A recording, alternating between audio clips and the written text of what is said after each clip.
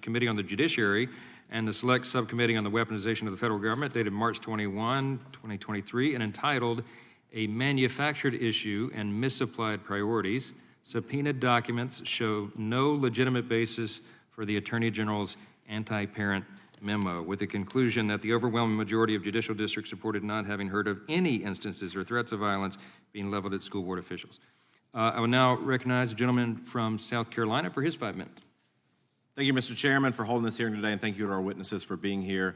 Families stand at the center of our society, and every family has a personal stake in promoting excellence in education. Excellence does not begin in Washington. This is straight from Ronald Reagan's 1984 State of the Union speech. Mr. Chairman, I think that quote is as true today and even more so than it was 40 years ago. Due to liberals pushing their woke agenda on our kids, school boards have become ground zero for some of America's most contested issues: mask mandates, critical race theory, pronoun insanity, and rewriting U.S. history, just to name a few. Thankfully, the 14th Amendment of the Constitution reiterates that fundamental right of parents to make decisions as to the care, custody, and control of their children. So it's only natural for parents to advocate on their child's behalf. It is interesting that President Biden, as a proud father himself, fails to relate to parents in this way, because as a result of parents speaking out, as you have experienced, the Biden administration and the National School Boards Association colluded to issue a memo to bring in law enforcement to these school board meetings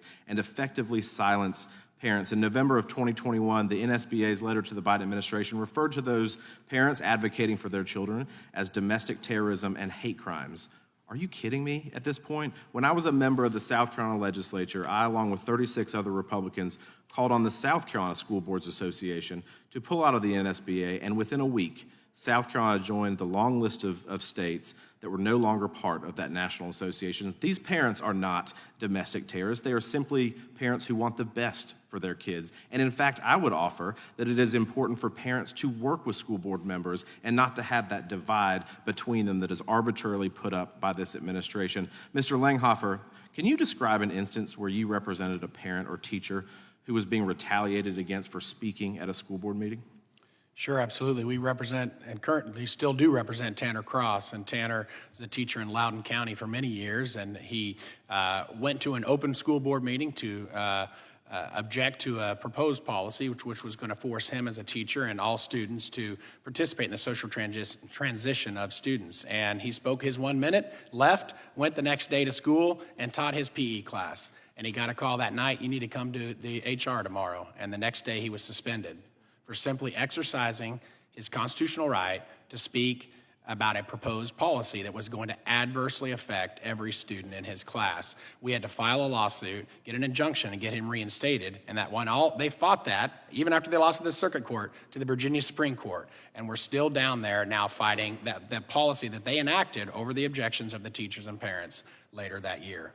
Thank you. Do you think the Attorney General's October 4th memo, did that result in hostility toward parents that were advocating against some of the liberal agenda items that were coming in front of school boards? It absolutely did. We had calls from parents and teachers across the country who indicated that they were really worried about whether they still had the right to go speak at these school board meetings. When you've got the power of the Department of Justice and the FBI telling you that if you go to these school board meetings, you may be labeled a domestic terrorist by the NSBA and DOJ may target you, it absolutely affected them.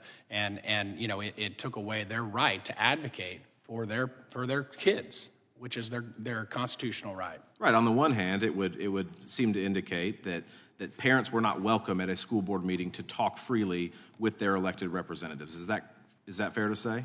That's absolutely what's fair to say, because the DOJ issued their letter solely based upon the NSBA, and the NSBA has now retracted that letter and apologized for it. Right, and on the other hand, instead of kind of setting up a collaborative approach where parents are working with school boards, you kind of have that divided line with this memo that makes it a very adversarial process when a parent comes before a school board. Would you agree with that?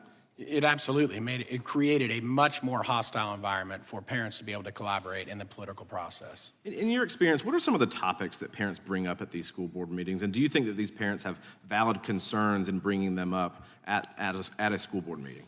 Yeah, our experience with parents and teachers that we represent are they were advocating against policies which would force every teacher at a school to participate in the social transition of the students as young as kindergarten and first grade without the permission of their parents and hiding that information from the parents. They also were objecting to curriculum and materials and presentations which classified students based upon their race or their religion and sex and classified them into oppressors or oppressed and labeled them and then created this divide at the school that wasn't there prior to those curricular materials. Thank you, Mr. Chairman. With that, I yield back. Thank you. Gentleman's time's expired, and Chair recognizes the gentleman from New York, Mr. Nadler. Thank you, Mr. Chairman. Ms. Freed Johnson, you wrote in your testimony that